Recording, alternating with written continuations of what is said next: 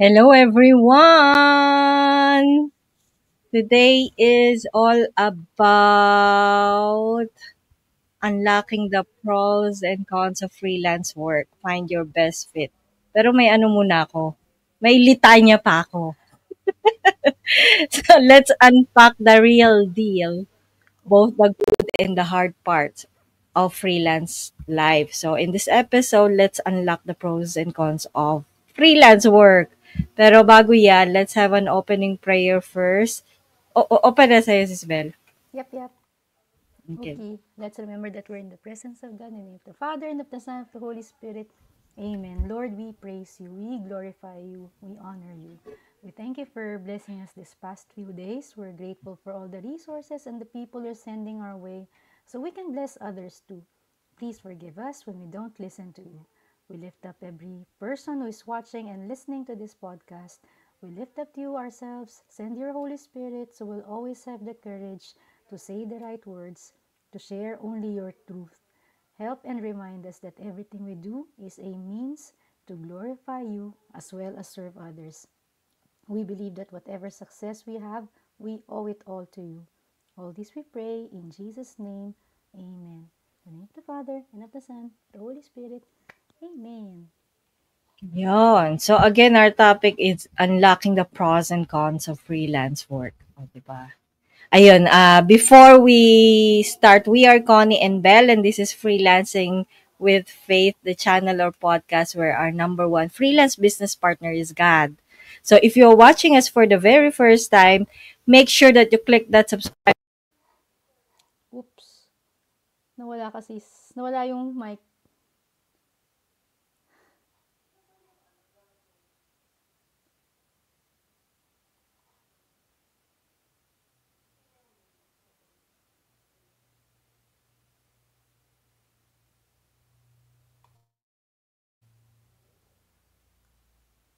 Ayun, kung may nanonood sa amin now. When you catch this on a replay, say hi, mag-iwan po ng comment mga kapatid para malaman naman namin kung may nare-reach na mga tao itong mga episodes namin. So yan, testing. Nakamute ka ha? Hello. Ayan. Yep. Ayan. Bakit ganun? Ako kailangan lang palitan tong wire cord ng mic ko. Anyway. Dapat pala So, hindi ka masyadong gagalaw dyan. oo nga eh, 'di nakatayo na nga ako, oh. Dito, nasa tuloy ako. So yun, don't forget to hit that subscribe button. We usually go live every Monday and Thursday, 1 PM Manila time, pero tingnan natin kung mag-iiba, depende sa schedule ni Sis. So, Yes. speaking of, ikaw naman, Okay. So, Mondays and Thursdays, yung original namin schedule, mga kapatid. 1 p.m. Manila time. Mondays, we do our live praise and worship session. So, kung wala kayong ginagawa on a Monday afternoon, samahan nyo kami. Pero parang gagawin na nga natin siyang ano, no? Tuesday Tuesday. na. Oo. Kasi parang feeling ko yung Sunday nga, ang daming ganap. Oo, kaya nga eh. Ay, wait lang. Wait. Hindi, sige, pag-usapan natin offline. Sorry, mga kapatid. Oh, sorry. Anyways, oo nga, hindi rin pala pwede ng Monday. Meron pa kami. Anyway, offline.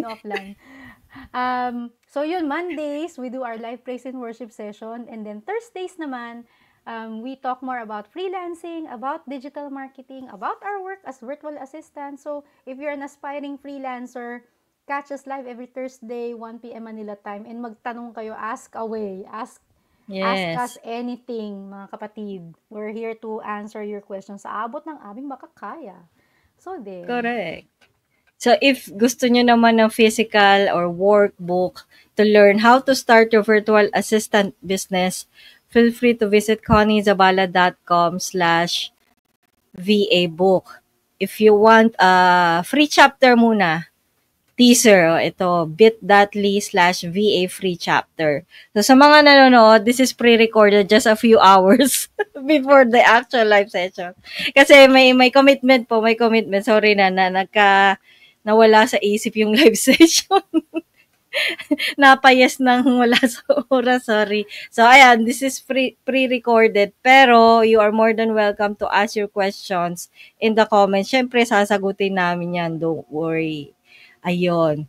So, syempre, bakit ito? Actually, marami na kaming topic about pros and cons or advantage and disadvantages. Pero for our new visitors, new viewers, if you're still working the corporate world, yung 9 to 5 grind nyo, and you want to know more about freelancing, about work from home, about virtual assistants, and you want to stay home para sa family nyo, lalo na sa mga kids nyo, this is the right episode to help you decide kung anong gagawin. So ano bang real deal with when it comes to freelancing na parang feeling natin madali. Spoiler alert, hindi siya madali, pero hindi siya impossible. Yun na lang sasabihin. Pero alam namin, may mga takot pa rin na kasi nasanay tayo bilang Filipinos, 'di ba? Laging mag-aral, graduate, mag-work sa office or kung ano man yung profession natin. So, laging ano pa rin bago. So, we're here for you. So, ano bang ina-expect? Mahaba kami ngayon, freelance, under ng freelance word, o, di ba? Wow. Yung pros and cons natin for this session. Ayan. Tapos, of course, before yung mga tips na yun, before yung may bibigay kaming 7 realities or tips na merong pros and cons. Pero bago yon, syempre meron tayong Bible verse, di ba? From Jeremiah 29 verse 11. For I know well the plans I have in mind for you, oracle of the Lord. Plans for your welfare and not for woe, so as to give you a future of hope. When you look for me, you will find me. Yes, when you seek me with all your heart. May ano yan, may explanation yung mga capitalization na yan. Ano na to eh, di ba parang, hindi ko yata to na share recently sa sessions natin kasi tinignan ko yung outline.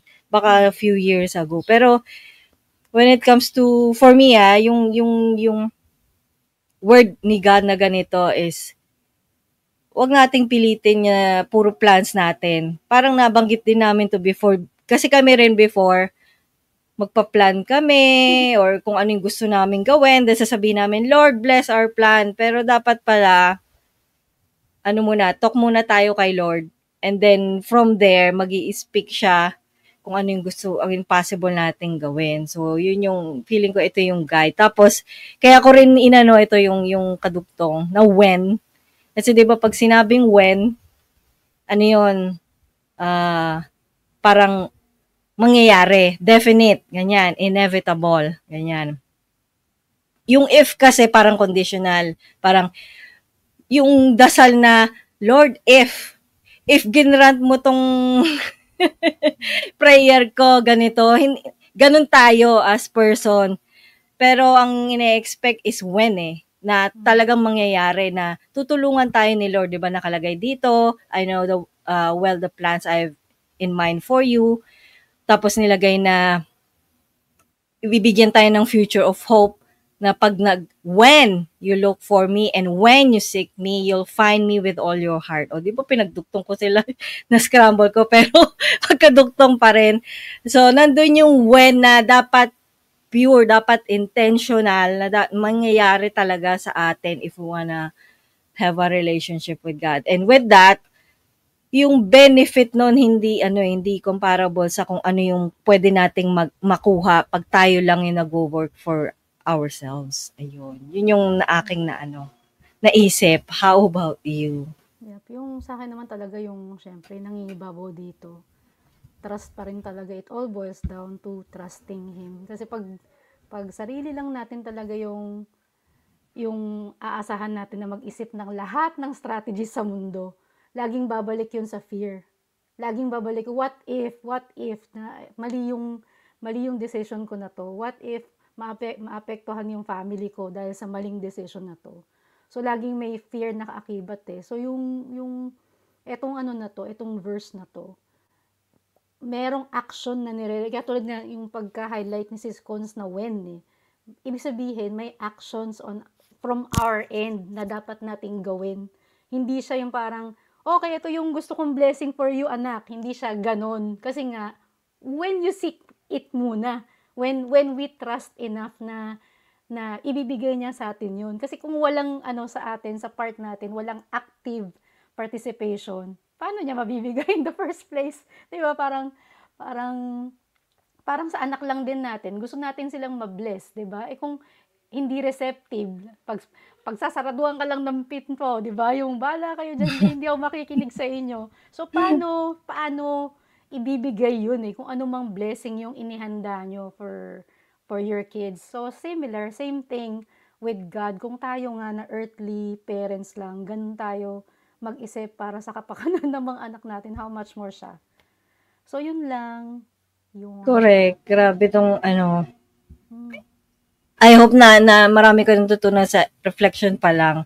Kasi parang ang in summary kasi, pag nagde-decide tayo, especially if we wanna freelance, if we want to work from home and become a VA, hindi lang sa atin yun Kailangan team up tayo, partner up tayo with God Yun yung kumbaga sinasabi nito. Yon. So, ayan na, sige. Unlocking the pros and cons of freelance work na tayo. Yung ating tips. For every word, meron siyang pros and cons. So, number 1, flexibility. Siyempre, pro yan. May flexibility. For me, pro yan. Kasi, we can work at our time, at our own terms, anywhere. Pero parang din yan, yung parang two sides of the coin. Blessing Yes! Oo. Yung sobrang flexible naman, madaling ma-distract, yung may mga taong hindi nakakaintindi nang bigla ka na lang istorbuhin habang nakafocus ka nag-work. Excuse me. Or kung tinry nyo nang mag-work sa cafe, sa ibang, umiinom ng kape, ganyan.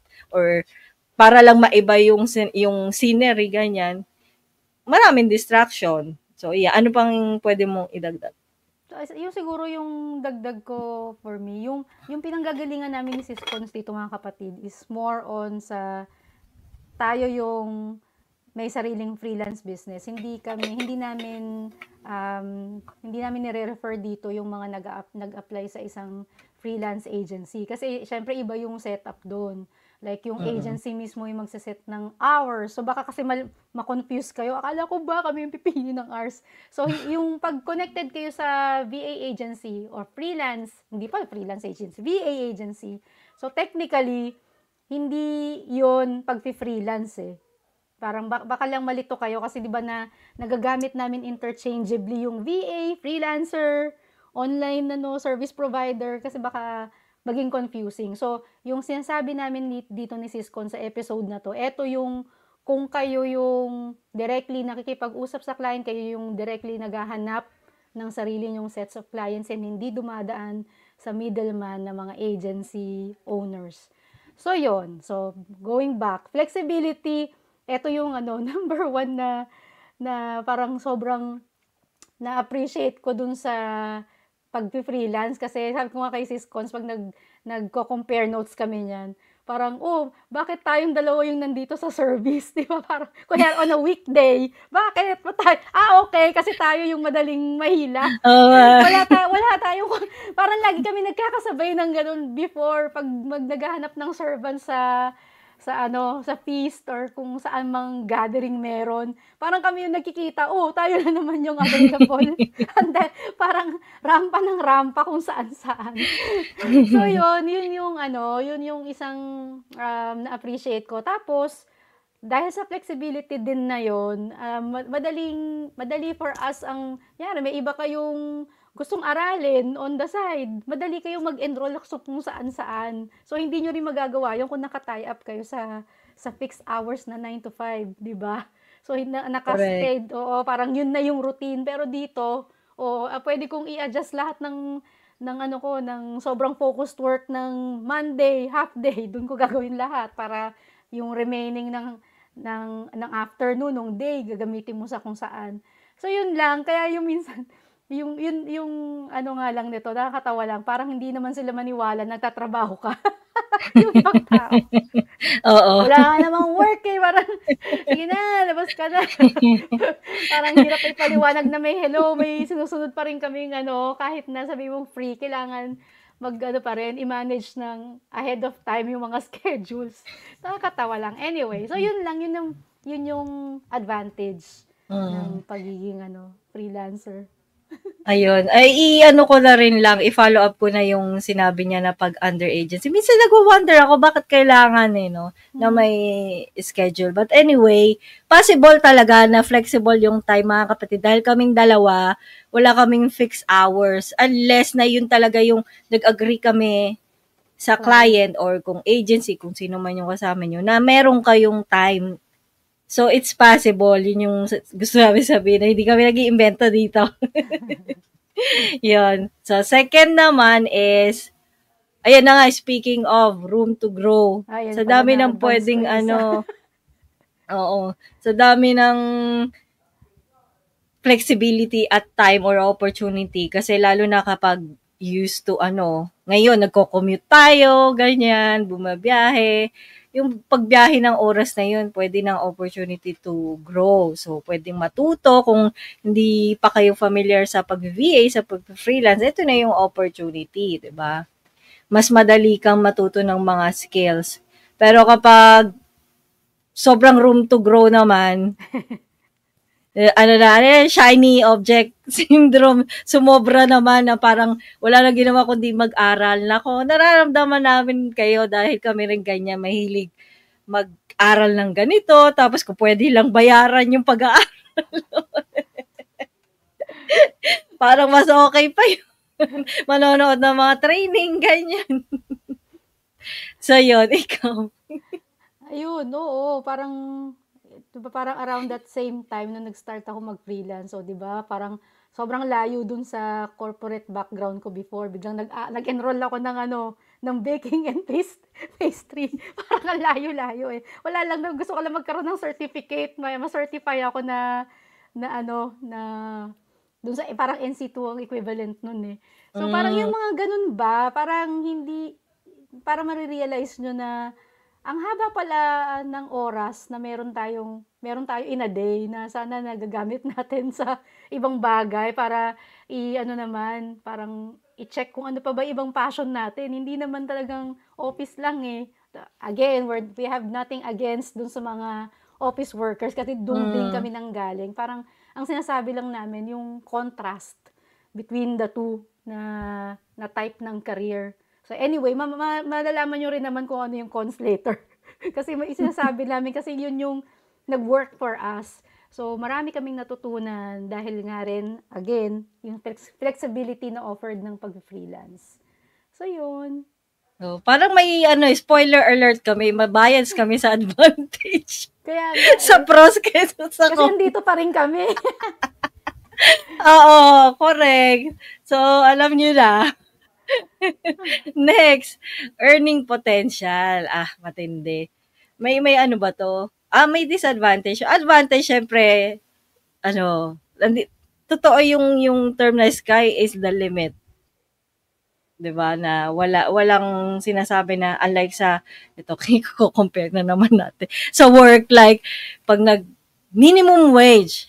So, hindi mo pa alam kung meron kang opportunity to increase ang salary unless mas matagal ka na sa company, di ba? O kaya, na-promote ka, may opening, ganon. But sa freelancing, you can set na na,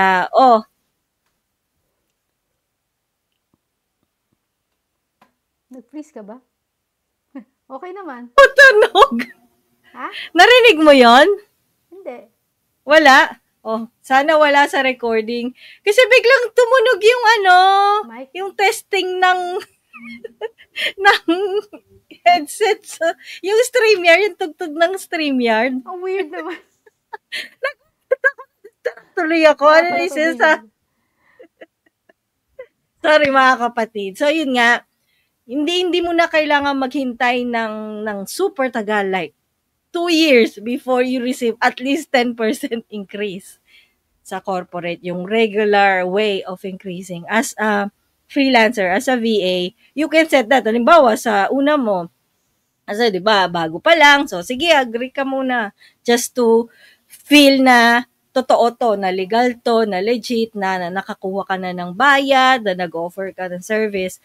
And then once mas confident ka na, hindi ka kailangan mag-wait ng matagal eh. You set your rate, you set your earning potential. Yun yung advantage. Ang cons naman, ikaw naman sa cons, ano ba nilagay natin Yeah, dito? yung cons syempre, parang like, ito yung mga natutunan ko sa early years ng pag-freelance. Parang, uy, may ano na ako, may 2 clients na ako, okay na ako. Okay na yung income ko, okay na yung pumapasok na income. So, as freelancers, hindi ko na natutunan agad na hindi dapat ako mag-stop na mag-connect. Kasi parang yung dati na-share ko rin dito sa mga dating episode na parang nagbebenta ka ng cake.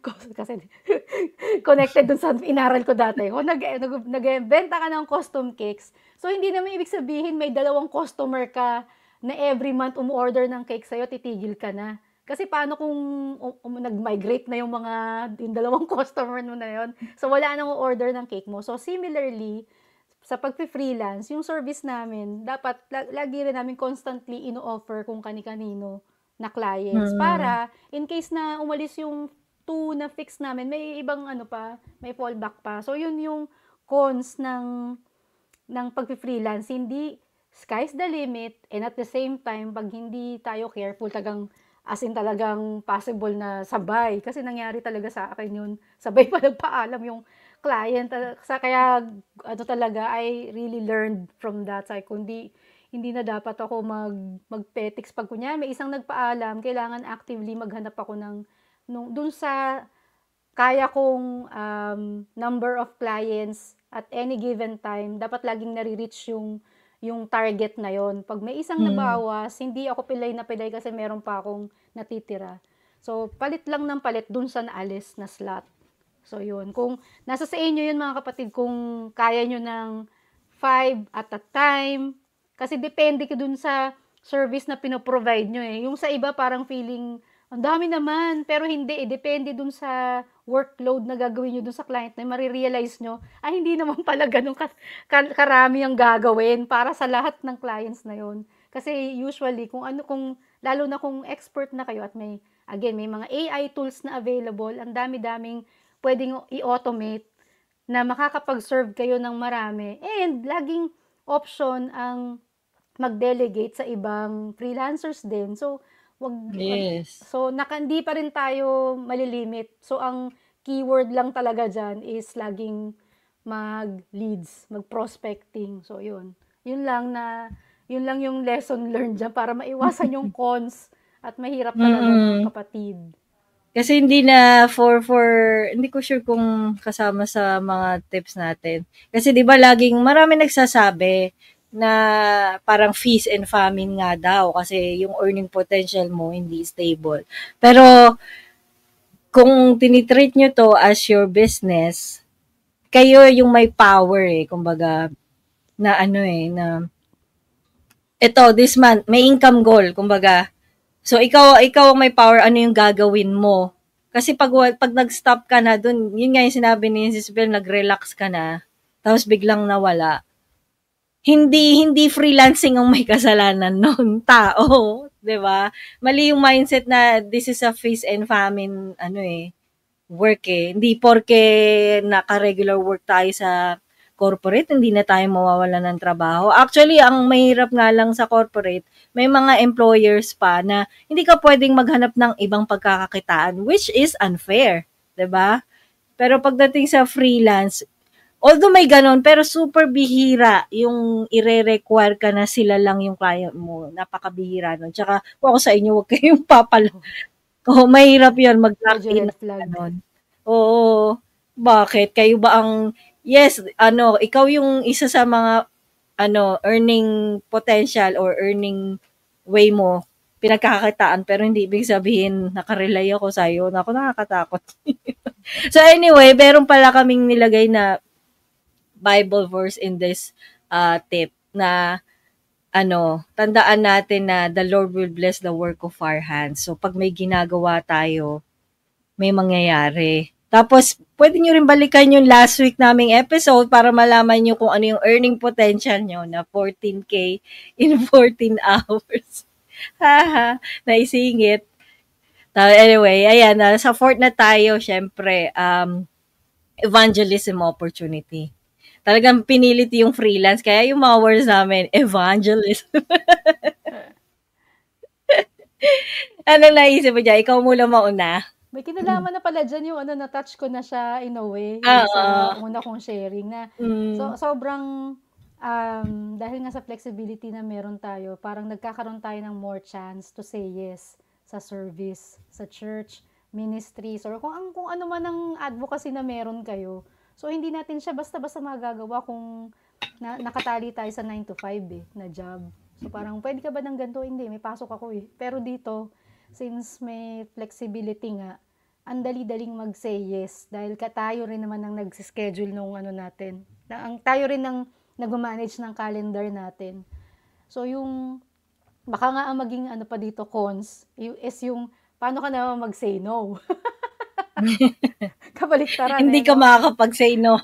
Oo, di ba? Paano mag-say no? Hindi kasi minsan parang yun din yung, although medyo papalayo yung topic, pero yun yung, paano ba? Yung kailangan wina-watch out din natin na are we doing this dahil yun talaga yung gusto natin to serve Him or dahil baka kasi may masabi yung ibang tao, blah, blah, blah. So, check your rin muna intention kasi baka mamaya at your expense, hirap ka na, pero since hindi service kasi to baka sabihin nila hindi ako ganun ka buti as a servant. Hindi ganun ang service. 'Di ba dapat nga cheerful tayo na nagbibigay ng something. So it's not about us pleasing other people na ito yung perfect image ng pagiging servant. Hindi Minsan nga parang nakakaano pa yun na sino nagsabi sa'yo pahirapan mo yung sarili mo? Hindi naman yun ang gusto ni Lord in the first place. 'Di ba? Siya pa nga yung nagsabi na pwede ka, 'di ba, yung si Mary kinomend niya. Parang okay Martha, parang I appreciate you everything, parang doing everything, pero gusto ni Mary na mag-reflect Gusto niya makinig. So yun lang, parang although naliligaw, lumalayo yung ko, parang yun kasi yung medyo cons pagdating sa service. So yun lang. Sorry. Medyo layan tayo, pero ibang topic dapat 'yan. Mas faith-related. Excuse me. So, yung evangelism opportunity, siguro yung pinaka-cause lang niyan, pag masyado nang nag-enjoy, minsan kasi talaga nakaka-enjoy mag-serve. Napapabayaan naman yung Diba? work na parang, yung parang kung pwede ka lang kumikita doing service, di ba? Parang ganon. Nangyayari yun. Hindi yun, hindi yun fiction. Nangyayari yun. Kung minsan, di ba, parang, kung pag tinanong ka na if you can if money is not an issue, 'di ba? What will you do, no? What will you do? So ayan na yan, possibly isa yan sa mga pipiliin. Ako personally, service talaga or about not necessarily maging preacher or anything, but yung i-share mo lang sa iba. Yung ganito, kung pwede kami ganito lang gagawin. Yun. Kung pwede na monetize to, no, mga kapatid. Ayun. So, ayan. Now, fifth naman, ito naman, lifestyle design.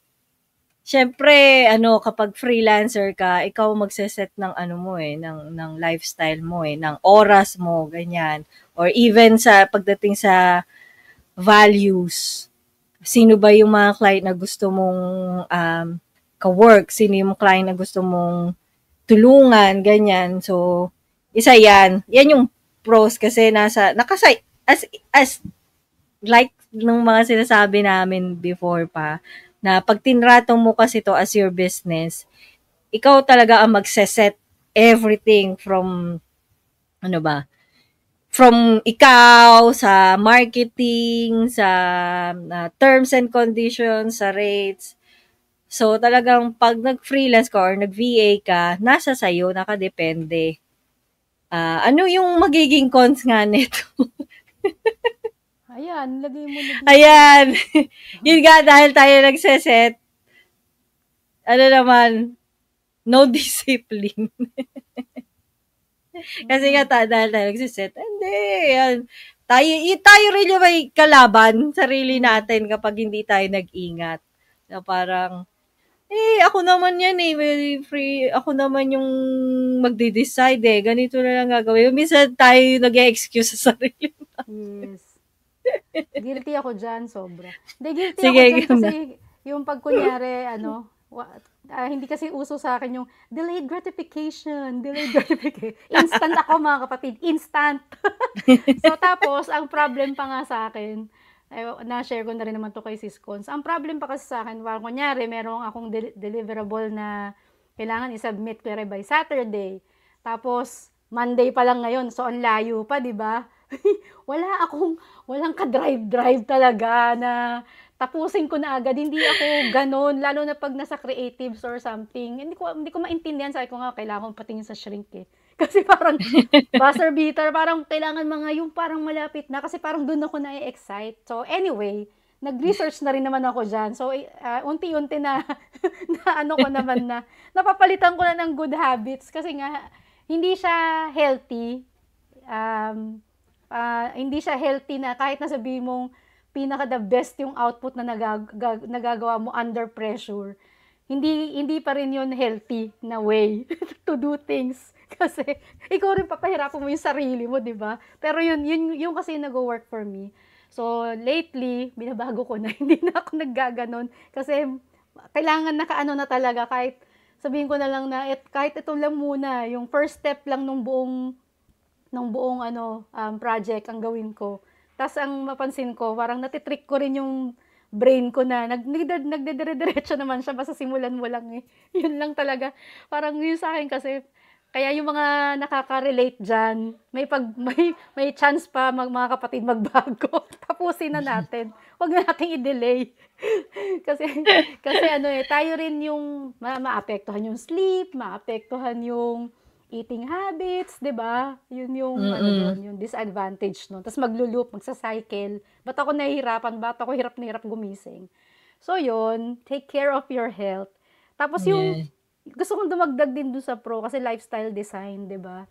Siguro makaka-relate din yung ibang mga parents diyan. Kasi yung sa akin, ang nakakatuwa, nag-work yung pag-freelance ko kasi around that same time na nag-start ako mag-freelance, yun din yung in-embrace ko rin yung pag-homeschool. So, sabay yun. Nag-homeschool ako ng mga kids, tapos nag-freelance. Parang sobrang match na match talaga. Tapos, parang na-appreciate ko yung time na yun na nakapag-instill talaga ako ng values na kung ano yung nasa isip ko as a parent ang dapat ma-instill na values like faith, like yung bonding as a family. So, eto mga kapatid, yung chance nyo to reassess and then tingnan nyo, hindi lang dun sa pag-freelance to earn money Hindi talaga siya money. Kasi kung yun yung big why natin, hindi siya sustainable. Babalik tayo dun sa corporate. Pero pag naka-anchor siya sa deeper na reason, like yung sa akin, kasama ako ng family ko. And yun yung pagbabalikan ko yung years na nag-start kami mag-freelance / homeschool, hindi talaga ako, no ounce of regret kasi nakita ko kung paano sila with each other and nakita ko rin paano sila nag-grow. So, yun yung mga yun lang yung extra sharing na pwede naming impart sa inyo kasi tingnan nyo rin yung overall picture pagdating sa family. So, yun. Correct. So, ayan. Short tip din, create a routine based on your lifestyle para masolusyonan natin yung cons. Huwag niyo akong tularan. Ayan, yung number 6 actually parang pareho sa 5 na lifestyle design, autonomy. So parang, syempre ikaw yung boss, ikaw yung magde-decide, ganyan. Pero at the same time, ikaw rin yung, ikaw yung, you're wearing many hats. Diba? Ikaw yung owner, ikaw yung CEO, ikaw yung marketer, ikaw yung provider. Unless, syempre, ready ka na to expand. Pero if you're starting, ikaw lahat. 'Diba? Ikaw magte-take ikaw rin ang tutulong sa sarili mo na para ma-organize yung mga task mo kung marami kang client, 'di ba? Parang sa fees, 'di ba, pag sinabing autonomous na yung fees. So sila na lahat magde-decide, wala ng head office or main office na magde-decide for them na need ng approval. So sa atin manggagaling yun. Ikaw, anything you'd like to add? Yep, yung sa akin lang, yun nga, parang, so parang sinasabi ni Sis Cons, wala tayong K na petix din. Kasi otherwise, hindi tatakbo ang barko, di ba? Hindi Correct. uusad. So parang hindi naman namin sinasabi talagang, hindi ako personally, hindi ako naniniwala sa hustle. Yung hustle culture, hindi siya, hindi siya healthy for me. Parang feeling ko, hindi tayo dinesign ni Lord na maging ganon. Gusto niya tayo mag-rest din, mag-work, Correct. mag-rest din from time to time. Hindi niya tayo nire-require na magpakasubsob sa work alone.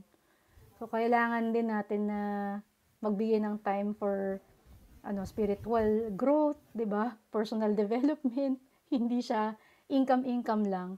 So, yun lang yung kailangan i-watch out natin kasi maraming responsibilities ang naka sa plate natin kung tayo yung magiging sarili nating boss. So, yun. Correct.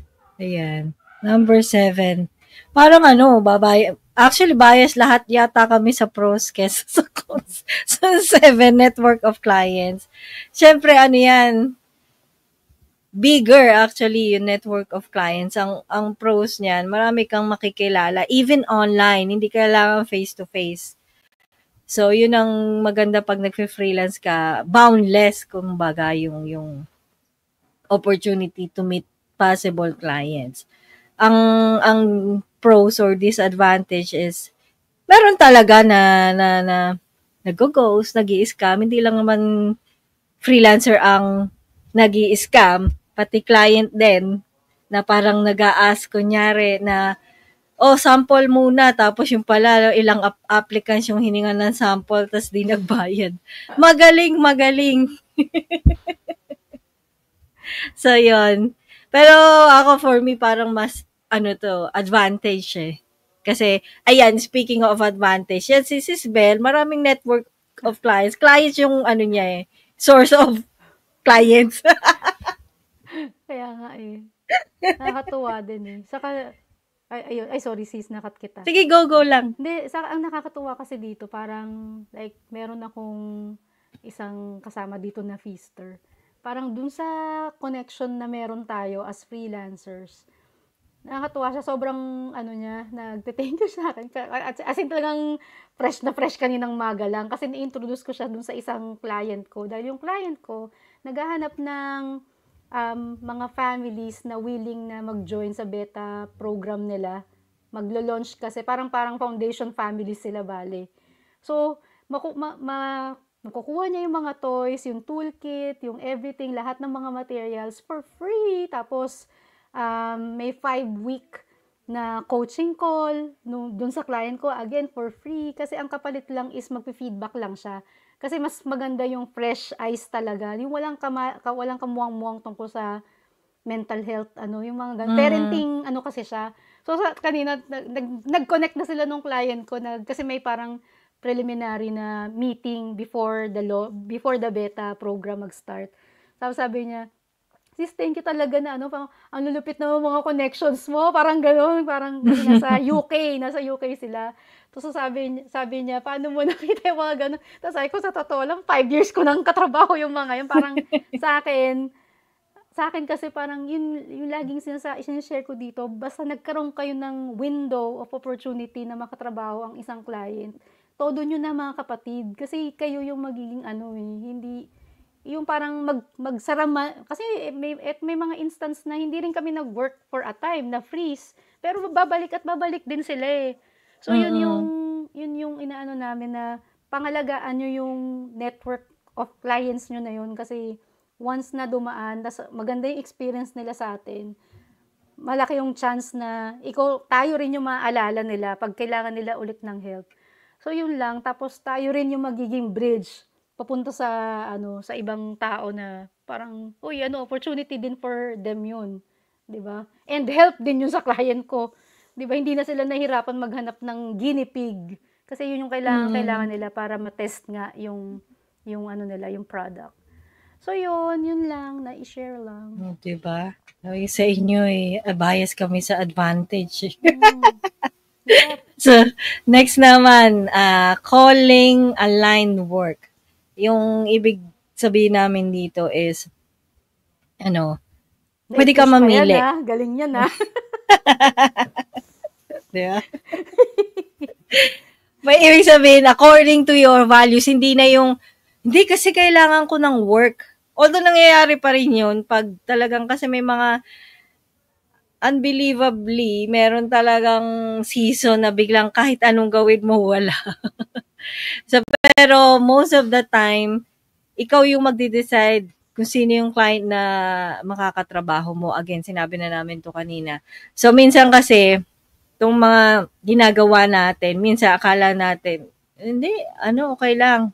Ganyan. Pero, yung effect sa client din kasi minsan, doon mo marirealize na, may nagagawa ako for them. Ganon. Like, for example, if you're a general VA or nag-start ka pa lang, ikaw yung parang kanang kamay ni client. Nakakatulong yung mawala na sa mind niya na, ito kailangan ko itong gawin, ganito, ganyan, dami kong gagawin na, hindi naman niya kailangan gawin, pwede naman niyang ipasa sa'yo. Yun yung parang, it's a way of, paano ba, nag-a-align na, uy, ito kaya ako naging VA kasi ganito yung nangyayari, yung benefit, ito yung natutulungan ko si client ng ganito na minsan akala natin, lagi tayong nag-iisip, ano magagawa natin? Tinutulungan lang natin si client. Pero, in reality, malaking tulong kay client yun. Yep. Yun yung parang gusto ko sabihin. Tsaka yun nga, mamimili ka, hindi yung basta-bastang client lang yung project yung tatanggapin mo. Like, paano kung yung client is nasa casino? Okay ba sa'yo yun? Paano yung client is, if you're Christian, tapos about anong tawag doon? Yung mga cult or yung witchcraft, ganyan. Diba? Nasa sa inyo yun. We're not judging, of course, pero we're reminding you as a Christian na we don't wanna get involved with those, diba? Anything you like. May pros ba to? Yun. Yung cons, yun nga kasi pag parang hindi align, parang hindi maganda yung season.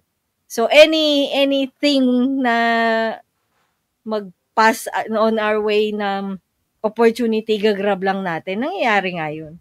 Pero okay lang. Sabi ko sa inyo, bias kami sa Wag lang tatambay. Oo. Kasi yung ano ko nga dito, yung na-share ko din before, binigyan na tayo ng freedom Binigyan na tayo ng chance na maging flexible and freedom to choose our clients. So, hindi na to yung parang dating 9 to 5 natin na, oh my God, Monday na naman. Yung mga ganong feeling ba? Na parang dragging yourself to work every day, di ba? Tapos, bakit hindi natin i-grab tong opportunity na to na paggising pa lang, uy, magtatrabaho na ako sa something na sobrang passionate din ako. Like yung example nga, yung sa, kunyari, if you're into personal development, marami kayong hang up sa buhay, katulad ko. Parang isik nyo na, imbis na, imagine, di ba, yung exposure natin sa materials na dapat babayaran mo to. In reality, babayaran mo to kung mapapatingin ka sa mga ano, 'di ba? Psychology, psychiatrist and all that. Tapos itong mga materials na to, kung yun yung target nyo nasa personal development space, possible na makuha nyo siya for free. And kung yun yung value nyo na laging gusto ko may natututunan, 'di ba? Hindi ang mga coaches kasi like sa niche namin ni Sis Cons, ang mga coaches, hindi naman yan, ito yung program ko, yun na yun. Diba, nag-evolve sila O next na launch, ito naman, tungkol dito naman. So, ikaw din, since ikaw yung nagbibigay ng help dun as a VA, for example, nagbibigay ng help dun sa client mo, ikaw pa yung frontliner ngayon na nakaka-receive ng mga materials na dine-develop nila. Di ba? Gaano ka ano yun, gaano kaganda yung ganong setup. And then, kung hindi naman personal development yung trip nyo sa buhay, kunyari, more into music, yung sample namin then before, di mag-connect kayo sa mga musicians out there na naghahanap ng help na for them to be assisted, nga VA, social media VA, whatever. Di ang sarap, 'di ba? Uy, may natututunan ako again related sa gusto ko, music or dance or theater, whatever. So para hindi na natin ma-feel yung dati nating nararamdaman na Monday pa lang ayaw mo nang bumangon. Kakaiba na. Ngayon hindi more on excitement. Hindi ang tawag dito, hindi KJ yung pagpi-freelance, no opportunity. Correct. Kabaliktaran pa nga. Parang dito, mas marami tayong ma-explore. So, ano nyo yan. Grab nyo yung opportunity na yan. So, yun. Yan. Galing, oh. Ayan, bago natin i-share yung last, naka-9 kami ngayon, under ng freelance na word. Quick review. So, yung una is flexibility, second is room to grow, third is earning potential, for evangelism opportunity, 5, lifestyle design, 6 is autonomy, 7 is network of clients, 8 is calling aligned work, na may mga pros and cons. Pero if you're listening since kanina pa or even in mga past few episodes namin, mas gearing kami towards advantage. Mas marami siya advantage kaysa disadvantage. Sorry, may naririnig ba kayong ingay? Wala naman. Meron, pero hindi naman siya ganun kalakas. Parang okay. Lang. Sige. May kot-kot lang, parang ganun. Sige, i-share ko yung 9, pero ikaw muna magsalita kasi ang ingay niya for me. So, yung last namin is Eternal Impact. Ayan. Ikaw muna. Mute ko lang yung sarili. Na-push. Eternal Impact. Lagi ko, tatiga lang. Kasi ang bigat naman nito, eternal impact talaga. Pero yun nga, ang sinasabi, ako personally, hindi na ang mga tao or mga circumstance or situation na pinagdadaanan natin, naniniwala talaga ako na lahat yun, winil ni Lord na papagdaanan natin. Walang moment dyan na walang purpose. Lahat may purpose. No, there are no accidents pagdating kay Lord. Kung napunta ka sa ganitong niche, may reason si Lord dyan. Pag na-meet mo itong ganitong client, may reason si Lord dyan. Na-reject ka sa ganito, may reason. So, tingnan natin yung overall experience natin as a freelancer na lahat nandun si Lord.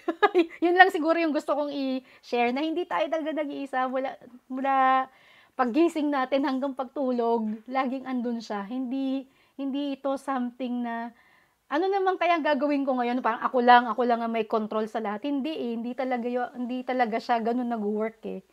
Lagi kabaliktaran pa nga eh. Kung ako pa yung magde-decide kung paano mangyayari sa ang lahat ng bagay, yung pa yung hindi talaga siya materialize. Parang i-involve natin siya dahil more than the money again. Balikan nyo lang tong mga na-list namin na pros dito. Hanapin nyo dyan kung ano yung pwede mag-serve as your biggest why. Kasi andyan yan eh. Andyan yan sa dun sa mga explain namin before. Yung hindi siya all about money. Although nakaka-apekto siya ng buhay natin, pero hindi yun yung magiging pinakamagandang motivation for us to press on as a freelancer. So, yun lang. Ayan. Speaking of eternal impact, diba na po siya kasi freelancing with faith, speaking of eternal impact, yung ganito, sana meron ding ibang channel na ganito yung ginagawa, na nag-freelance but at the same time, aside from sharing the knowledge, nag-share ka about God kasi eternal impact nga na forever yung gusto mong i-share. Hindi pang ibabaw lang. Ganon. So ngayon, yung isa pang sinasabi pagdating sa may naisip ako, ayun. So, yun yung, halimbawa, di nagfe-freelance ka na. You reach to a point na nare-reach mo na yung income potential mo, tapos laging consistently increasing, ganyan-ganyan. If walang purpose, if walang goal, walang bakit mo ginagawa ito, and ang focus mo is to earn just the money, pag napunta ka na sa point na yon, for sure kami na may kulang. For sure yun na may kulang. Ano pa ba yung pwede kong gawin? Kasi ito na yung opportunity na hindi lang para sa atin yung pag-freelance. Ito yung opportunity to bless others sa kinikita natin sa pag-freelance. 'Di ba? So, yun yung possible na reason bakit yung parang nakukulangan ka pa kahit na grabe Parang yung meron. bank account mo, 'di ba? Oo. Punong-puno, Bakit yung ano, gano'n. parang ang empty ko pa din. And it Mm. happens. It happens because we've known people na parang ganun. Bakit ano? Bakit sobrang kulang pa din? Hindi ma-pinpoint exactly ano yung missing. So yun lang, balik-balik lang tayo mga kapatid. Correct. So, 'di ba, medyo malalim. In fairness, naisingit pa ng ChatGPT yung faith related kasi naka-feed na yung channel. O, 'di ba? May katulong na kami sa pag-aano dahil nagmamadali ako eh. Wala akong enough time to create the outline. So, yan any last thoughts. Yan. Ano, babalikan ko yung ano, yung Bible verse kanina na kahit ano yung um, desire natin, kung saan man career tayo papunta, kung mag 9 to 5 or mag freelance or mag stay at home mom, mag work at home mom, parang paniwalaan lang natin na si Lord yung magiging number one supporter natin pagdating dyan. Para kailangan lang natin na makinig and mag-discern and yun nga, laging teamwork talaga eh. Hindi siya pwedeng, kayo na Lord bahala. Hindi siya ganun. Or ako lang ang bahala. Hindi. Laging partner talaga. So, trust and surrender and work for it. Yun lang. Yun lang yung aking masashare. Ako naman hindi lagi namin sinasabi na freelancing is not easy, pero kung sumusunod kayo, ginagawa niyo yung mga kung sino man yung pinili niyong mentor at kung nakikinig kayo lagi dito, hindi naman kayo malo-lost, hindi siya mahirap kasi may lalo na nga sa panahon na 'to, maraming support groups to help you with your freelancing journey or VA journey. So, ayun lang. Pero again, being a channel of freelancing with faith, syempre, ang number one na i-partner natin si Lord. Yun yung sinasabi na sinasabi ni Sis Bel na every step, mas magandang mag-reflect. Minsan, actually, reminder din to sa akin eh. Kasi minsan, pag masyadong focus, ito yung dapat gawin ko, ito yung dapat gawin ko. Dapat may pause in between na ito pa ba yung gusto ni Lord? Na ito ba dapat yung next step? Reminder 'to, nakakaloka. So yun. Yun yung gusto naming sabihin na I hope may na-learn kayo dito sa episode na 'to na pros and cons of freelance work. Oh, by the way, meron kaming mga past episode na ilalagay ko sa description. Free to check them out. Kasi iba-iba yung approach. And I think the last time we shared yung advantage and disadvantage was latest yata 2 years ago. So buti na lang pala na ginawa ulit namin to. So, yun, feel free to visit those. Again, if you want naman ng guidance, ito na nga, para hindi kayo mawala at di mahirapan, meron ding book na mag-guide sa inyo how to start your VA business. Ayan. So, visit lang sa conniezabala.com/VA book. And then, if you want a free copy, teka, hinahanap ko yung link ko. Ayan. Go lang. Ay, masterclass pala to. Wait lang. Maling link. Ayan. Bit.ly dash bit.ly/ VA free chapter. Sorry naman. Ayan, let's have a closing prayer. Let's remember that we are in the presence of God, in the name of the Father, the Son, the Holy Spirit. Amen. Thank you, Lord, for another episode done successfully. Thank you for the opportunity to share our knowledge and experience. Thank you to all the people who support us in our mission. We lift up to you all our viewers, our listeners, our clients, the people we work with, and our loved ones. Bless us in all areas of our lives. Whatever petitions we pray for, we lift it all up to you, believing that whatever happens, you always have the best intentions for us. In the end, let your will be done for us. In Jesus' name, amen. In the name of the Father, the Son, the Holy Spirit, amen. Of course, you are more than welcome to ask your questions or share your thoughts in the comment section. Again, every activity na ginagawa nyo, even yung pag-like nyo lang ng video na to, is helping us reach more people. So, don't hesitate to connect, to engage. Ayan. So, bye everyone! God bless! See you on Monday! Tama. Basta see you on our next live session. Bye!